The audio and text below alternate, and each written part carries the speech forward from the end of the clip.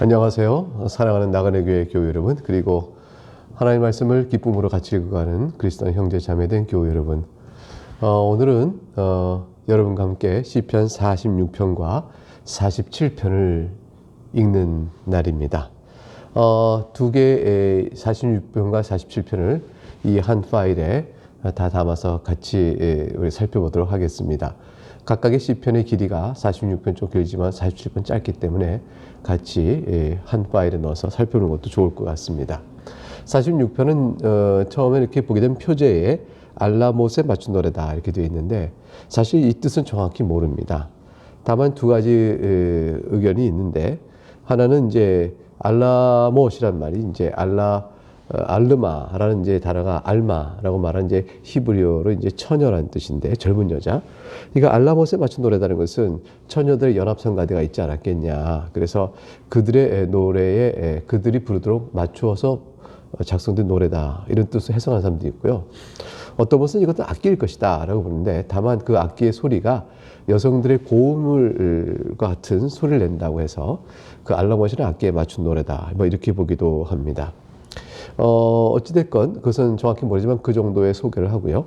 이 시편 46편은 고난 속에서 우리는 어떻게 하나님을 우리의 피난처로 삼을 수 있을 것인지, 그런 부분을 고백하고 있죠. 그러니까 수고와 슬픔뿐인 이 인생 중에서 환난을 당할 때 그 성도는 그 환난이 어떠한 것이요 어떤 종류의 것이든지 우리가 어디로 피하여 도움을 얻겠는가, 이 질문 앞에서 시편 46편은 환난과 전쟁이라는 극심한 어떤 고통이 있다 할지라도 그 속에서 우리가 피할 피난처는 오직 하나님뿐임을 선언하고 고백하는 시라, 이렇게 볼 수가 있습니다.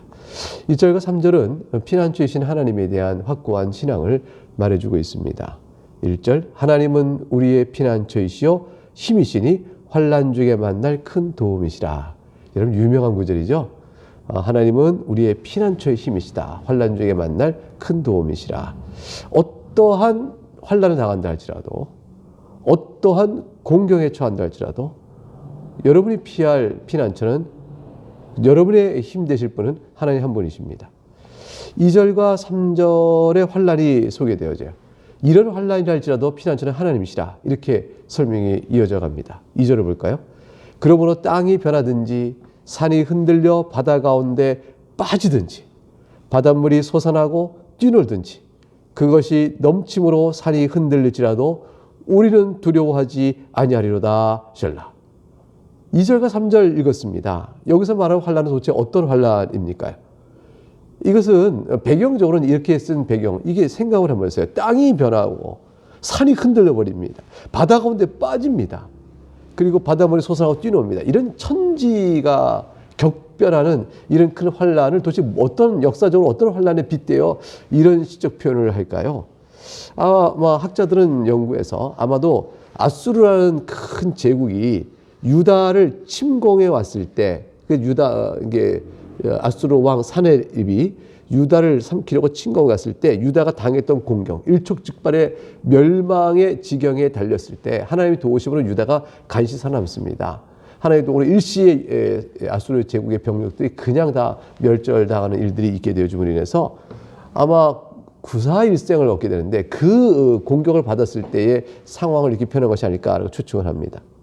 그러나 그 역사적 배경이 어떤 것인지 이 시편은 구체적으로 말하고 있지 않기 때문에 우리가 추정할 따름이지만, 그러나 우리가 한 가지 아는 것은 이 시적 표현으로 말하고 있는 이 환난이 무시무시하다는 거죠.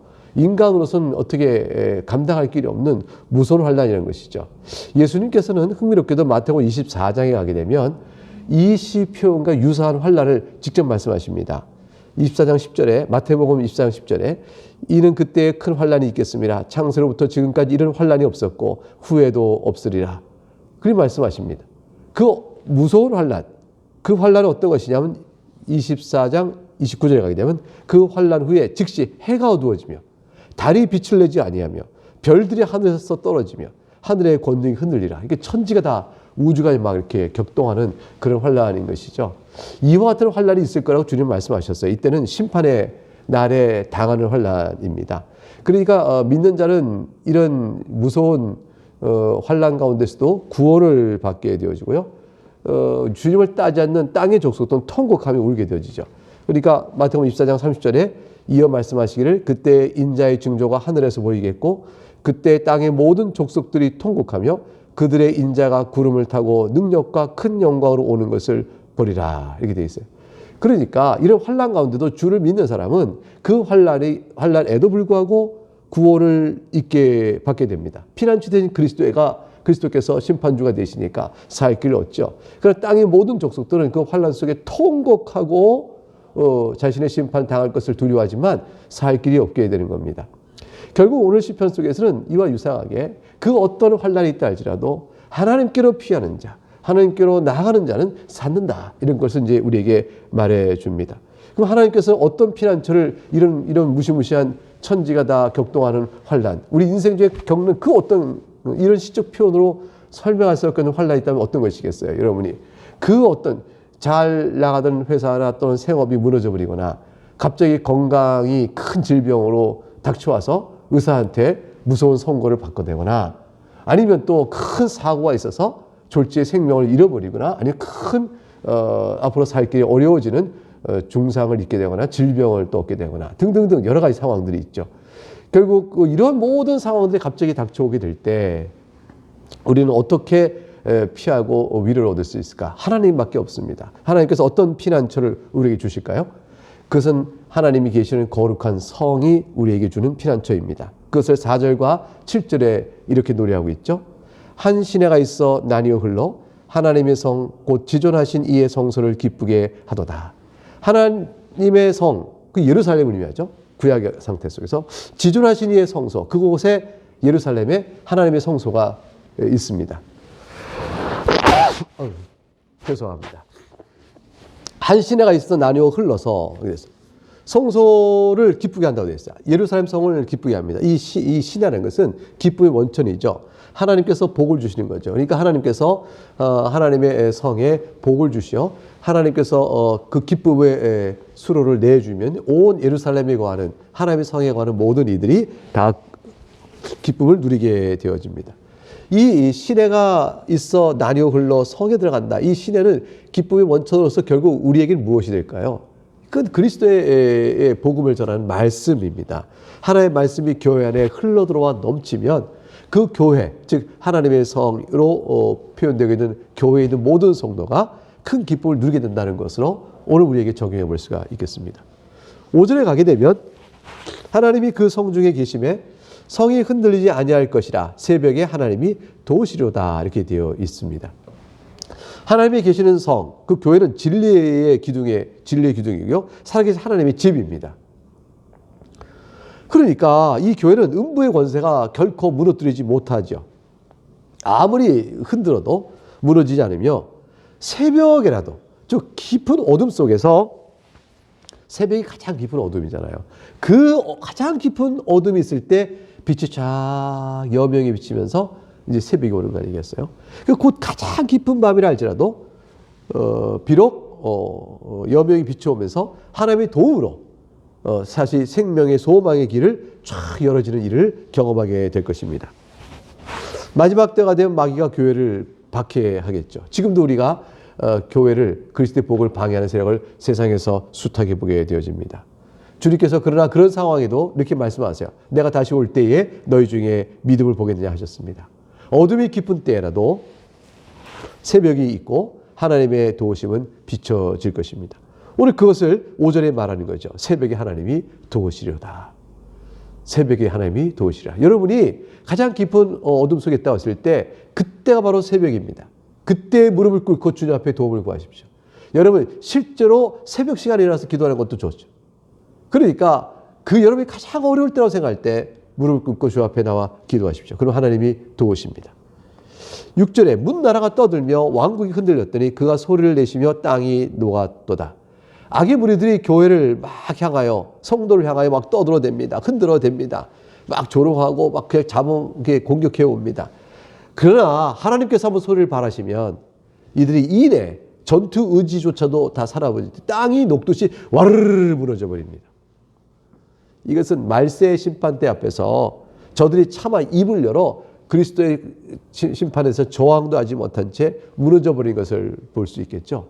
악인들은 지금은 무엇인가 하나님께 말할 수 있을 것처럼 자신들의 주장을 막 내세우고 논리를 내세우지만 하나님의 심판대 앞에서, 그리스도의 심판대 앞에서 저들은 그 어떤 논리도 다 깨지게 됩니다. 주님이 다 드러내시거든요. 그들의 마음의 생각과 그들의 허망한 생각과 거짓 증거와 모든 걸 다 드러내시니까 그 땅이 녹아 무너지듯 그냥 딱 꺼져버리게 되어집니다.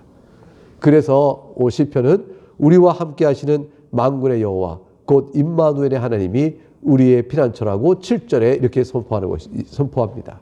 만군의 여호와께서 우리와 함께 하시니 야곱의 하나님은 우리의 피난처시로다. 이제 마지막 단락인 8절 이하의 부분은 전쟁에서 승리를 주시는 하나님의 능력을 찬양하면서 바로 그런 하나님이 환난 가운데 우리를 건지시는 하나님이라고 연결해 갑니다. 8절을 보니까 와서 여호와의 행적을 볼지어다. 그가 땅을 황무지로 만드셨도다. 9절 그가 땅 끝까지 전쟁을 쉬게 하시며 활을 꺾고 창을 끊으며 수레를 불사시는도다. 10절 이르시기를 너희는 가만히 있어 내가 하나님 됨을 알지어다. 내가 문나라 중에서 높임을 받으리라. 내가 세계 중에서 높임을 받으리라 하시도다. 하나님께서 하시는 구원 역사에서 우리가 나서서 하나님을 도울 일은 없습니다. 너희는 가만히 있어서 하나님 하시는 일을 보라 그랬습니다. 구원의 일은 오직 하나님의 권능으로 이루어지는 일이지 우리의 도움을 통해서 이루어지는 일은 아니죠. 그러니까 우리가 환난 가운데 처하는 일이 있다 할지라도 하나님의 주권과 권능만을 믿고 의지하는 일이 우리에게 요구되어집니다. 우리의 어떤 수단이나 방도를 찾지 않고 하나님 하신 일에 대해서 하나님 이렇게 잠잠하시면 그러면 안 되죠 하고 우리가 어떤 일을 수단과 방법을 찾아내야 소용이 없습니다. 하나님이 하신 일에 대하여 의문이나 회의나 불평하지 않고 믿음으로 주의 도우심을 구해야 될 것입니다. 출애굽기 14장 13절 14절 가게 되면 출애굽한 다음에 그냥 막 애굽의 바로가 다시 마음을 돌이켜서 내보낸 걸 막 속상해하면서 막 군대를 몰아와서 막 오지 않습니까? 그럴 때에 얼마나 두려워요. 바로의 군대가 막 밀려오고 우리가 애굽 땅에서 죽는 게 차라리 날 뻔했다. 여기까지 나와 죽느냐 이렇게 할 만큼 그들은 두려움에 압도되었습니다. 그때 모세가 백성에게 이렇게 말하죠. 너희는 두려워하지 말고 가만히 서서 여호와께서 오늘 너희를 위하여 행하시는 구원을 보라. 사랑하는 교회 여러분, 하나님께서 여러분의 구원을 위하여 여러분에게 사랑으로 나타내 보시는 그 구원의 능력을 보시기 바랍니다. 여러분 인생 중에 어떤 일을 겪든지 또는 교회가 어떤 상황이 놓이든지 반드시 하나님이 사랑하는 교회와 여러분을 위해서 행하시는 일을 보시기 바랍니다. 이러한 하나님의 능력을 바라보면서 너희는 잠잠히 있어 내가 하나님 됨을 알지어다. 내가 전쟁을 그칠 것이며 활을 꺾고 창을 끊으며 수레를 불사를 것이다. 이렇게 말씀하신 그 내용을 따라 보면서 이제 11절을 보게 되면 7절에서 봤던 말씀이 다시 반복됩니다. 만군의 여호와께서 우리와 함께 하시니 야곱의 하나님은 우리의 피난처시로다. 셀라. 여러분 임마누엘의 하나님 만군의 여호와께서 우리와 함께 하십니다. 야곱의 하나님 우리의 피난처이십니다. 바로 예수 그리스도 그분이 우리의 피난처시며 임마누엘 우리와 함께 하시는 여호와 하나님이신 것이죠. 이 말씀으로 그리스도 안에 있는 우리 모두가 얼마나 복된 은혜 가운데 안전한 피난처에 있는 걸 생각하시면서 여러분 인생의 처지가 형편이 어떠한 상황이 있든지 두려움 없이 하나님께 기도로 나아가면서 믿음을 따라 믿음의 길을 살아갈 수 있는 여러분 되시기를 주의로 축복합니다. 감사합니다. 이제 이어서 시편 47편을 한 구절 더 보도록 하겠습니다. 앞서 우리 46편에서 우리가 어떤 환난에서도 하나님께로 피하여 살 수 있음을 찬양했습니다. 이것은 하나님께서 창조주이시면서 모든 만물을 다스리는 역사의 주권자이시기 때문에 하나님께 피하면 우리에게 생명의 길이 있고 안전합니다. 이제 47편은 하나님께서 그 택하신 백성을 위해서 자기 백성을 위하여 만물의 역사를 주관하고 움직여 가신다는 사실을 보여줍니다. 이 보편 역사는 사실 교회를 위한 거죠. 이 보편 역사는 성도의 삶을 위한 것입니다. 이 모든 상황 속에서 우리는 하나님의 인도하심과 교훈을 눈을 열어 바라보면서 오늘의 믿음을 걸어갈 수 있으면 좋겠습니다. 먼저 1, 2절을 보면 만물을 다스리시는 왕이신 하나님을 찬송합니다. 너희 만민들아 손바닥을 치고 즐거운 소리로 하나님께 외칠지어다. 지존하신 여호와는 두려우시고 온 땅의 큰 왕이 되심이로다. 이거보다 더 큰 찬양이 있어요. 창조주 하나님을 찬양할 때 우리 모두가 다 손뼉을 다 치고 즐거운 소리로 하나님께 영광을 돌릴 겁니다. 온 땅의 큰 왕이시죠. 이런 만물의 왕이신 하나님께서 만물을 다스리시되 죄송합니다. 통치의 목적은 하나님의 백성을 위한 데 있어요. 그러니까 만물을 다스리시되 전 역사를 이끌어 가시되 하나님의 백성 교회가 어떻게 될 것인가. 선교 역사 속에서 그곳에 복음을 전하기 위해 하나의 역사의 지평을 움직이시고요. 나에게 복음을 전하기 위하여 내 개인 주변의 사람과 또 누구누구를 역사의 지평을 움직이셔서 나에게 복음이 듣게끔 되어집니다. 실제로 우리 복음의 선포를 들었을 때 귓전에 들은 말씀이 여러분 심령 안에서 변화가 일어나서 은혜를 받을 수 있도록 하나님께 역사해 주십니다. 이 모든 게 다 하나님의 모든 만물 위에 계신 하나님의 큰 능력으로 이루어지는 일이죠. 그러면 3, 4절은 이 보편 역사를 움직이시는 하나님의 주권이 바로 택하신 자기 백성을 위해 있다는 사실을 이렇게 노래합니다. 여호와께서 만민을 우리에게 나라들을 우리 발 아래 복종하게 하시며 우리를 위하여 기업을 택하시나니 곧 사랑하신 야곱의 여호와로다. 셀라. 여기서 야곱이라는 것은 야곱 개인이 아니라 야곱의 자손들, 곧 이스라엘 뜻하는 것이죠. 궁극적으로 교회를 가리킵니다. 그러니까 하나님께서 우리를 위하여 기업을 선택하시고 주의 나라를 우리에게 위하여 주시기 위해 우리를 선택하십니다. 그리고 사랑하신 야곱, 곧 교회의 여호와로다. 우리의 영광과 기쁨은 어디 있을까요? 하나님 우리를 택하여 주의 나라의 기업을 우리에게 주신다는 데 있는 겁니다. 그 5절 이하에서는 주권적인 하나님의 왕적인 위엄을 보좌에 오르시는 장면을 쫙 그리면서 노래하고 있습니다. 5절 볼까요? 하나님께서 즐거운 함성 중에 올라가시며 여호와께서 나팔 소리에 올라가시도다. 즐거운 함성 중에 올라가신다. 이거는 이 나팔 소리에 올라가신다. 이거는 하나님께서 자신의 보좌에 딱 등극해 가시는 모습을 한번 그려보면서 말한 것이죠. 이러한 기쁨을 제자들이 언제 느꼈을까요? 이게 그리스도가 승천하신 장면을 본 제자들 한번 생각해 보세요. 부활하신 그리스도를 보고도 놀랐는데 주님께서 이제 하늘 위로 쭉 올라가십니다. 영광 중에 그때 하늘에 오르신 그리스도의 몸은 이미 찬란하게 영광스러운 몸으로 바뀌신 부활의 몸이거든요. 그래가지고 하늘로 오르십니다. 그때 승천해 가신 주님을 뵈면서 아마도 제자들이 성경을 다 알고 있었다면 47편의 바로 이 구절을 생각할 수도 있었을 것 같아요. 하나님께서 즐거운 함성 중에 올라가시도다. 여호와께서 나팔 소리 중에 올라가시도다. 와, 주님이 나가시를 볼 수 있겠죠. 아마도 주님께 재림하실 때 어떨까요? 재림은 공간적으로 내려오시는 거지만 내려오셔서 왕적인 위엄을 선포하시고 왕임을 공적으로 쫙 드러내시니까 아마도 오늘 성경 본문도 주께서 오셔서 악인들을 심판하기 위해 보좌에 앉으시는 일, 그것들을 또 연상해 볼 수도 있을 것입니다. 6절에 보니까 자, 찬송하라, 하나님을 찬송하라, 찬송하라, 우리 왕을 찬송하라. 이제 자기 보좌에 앉으시는 등극하시는 그 왕을 보면서 우리가 다 어떻게 찬송하겠어요? 찬송하라, 찬송하라 하지 않겠어요? 하나님이 보편적 왕권을 다 실현하시고 드러내시는 거예요. 지금은 오직 영적으로만 하나님 믿는 자에게만 하나님 나라 통치에 임하죠. 안 믿는 자들은 하나님의 통치를 거부하고 죄를 쌓아가는 거 아니겠어요? 저들이 곧 멸망의 날이 얼마 남지 않았음에도 불구하고 그들이 하나님을 대적하는 자에 있으니 하나님 나라의 통치가 그들에게 미치지 못하고 있습니다. 그러나 심판적으로 미칩니다. 왜냐하면 여전히 주님께서 보편적 전 역사를 다스리고 계시거든요. 그러니까 악인들이 일시적으로 번영하고 성공하는 것 같지만 다 그 하나님이 받을 심판을 쌓을 뿐이고 지금도 하나님께서 역사 속에서 다 심판할 때 심판하실 일들도 행하십니다. 궁극적인 심판이요 완전한 심판은 마지막 날에 이루어지겠지만 말이죠.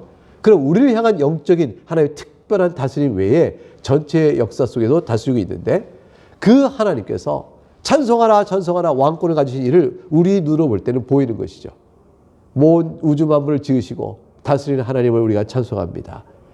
6절에 찬송하라 몇 번 나와요? 찬송하라 하나님을 찬송하라 찬송하라 우리 왕을 찬송하라. 찬송하라 찬송하라가 묶여있고 가운데 목적어가 하나님입니다. 찬송하라 찬송하라 되어 있고 그 가운데 목적어가 우리 왕입니다. 하나님 우리의 왕이십니다. 하나님은 온 땅의 왕이십니다. 지혜의 시로 찬송할지라. 자, 생각 있고 또 지혜가 있는 자를 볼지어라. 미련한 자를 보지 못할지만 하나님의 앞에서 지혜로운 자를 볼 것이라. 하나님은 온 땅의 왕이니 모든 역사의 주인이시라. 이 8절과 9절은 마지막 구절로 보좌에 앉으신 하나님의 높임을 찬송하는 내용 가운데 이렇게 말하고 있습니다. 하나님이 뭇백성을 다스리시며, 그렇죠. 보좌에 앉아서 온 땅의 왕이시니 무백성을 다스리겠죠. 하나님이 그 거룩한 보좌에 앉으셨도다. 보좌에 앉으신 이와 그 어린 양께 우리가 영광을 돌리고 찬송을 돌리지 않습니까? 계시록에 보게 되면 마지막에 그 모습이 쫙 드러납니다. 아마 그 모습과도 연결해서 이 시편을 우리가 기억하여 찬송할 수 있을 것입니다. 9절에 문나라의 고관들이 모이며 아브라함의 하나님의 백성이 되도다. 문나라의 고관들이 열방에 싹 모여들어서 아브라함의 하나님의 백성이 됩니다. 그러니까 열방 가운데서 회개하고 돌아온 자들은 다 주의 백성이 되고 하나님의 아브라함의 백성이 되고 하나님의 교회가 되는 거죠. 우리가 바로 그런 자에 속해 있었던 거죠. 우리가 다 열방 가운데서 부름받아 하나님의 자녀가 된 은혜를 입은 자들입니다. 세상의 모든 방편은 하나님의 것이며 그는 높임을 받으시로다. 그래서 열방 중에 모인 우리가 계시록에 나온 대로 각 족속과 방언과 모든 민족들의 주를 찬송하듯이 말이죠. 지금 우리는 오늘 사실 이걸 찍는 날은 주일입니다. 우리는 다 한국어로 찬송하고 한국어로 말씀을 들었습니다. 그러나 중국은 어떨까요? 중국어로 예배했을 거예요. 일본은 어떨까요? 일본어로 예배했을 겁니다. 각 전 세계는 각 나라의 방언과 족속으로 자기 나라 언어로 찬송하겠지만 다 우리가 열방 가운데 모여서 아브라함의 백성이요 아브라함의 자녀가 되어지면서 하나님을 찬송하게 될 것입니다. 주께서 택하신 자는 전 세계에서 전 민족 가운데 불러 모으실 거니까요.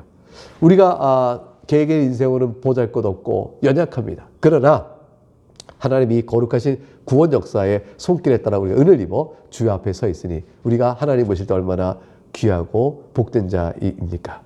여러분, 그러므로 우리가 이 은혜 가운데 있음을 생각하면서 자신의 그러니까 주 안에 있으므로 우리의 존귀함이 있는 줄 알고 우리가 하나님께 이러한 은혜를 주시는 하나님께 감사하면서 오늘 하루도 또 이번 한 주간도 승리 가운데 살아가는 여러분 될 수 있기를 주의 이름으로 축복합니다.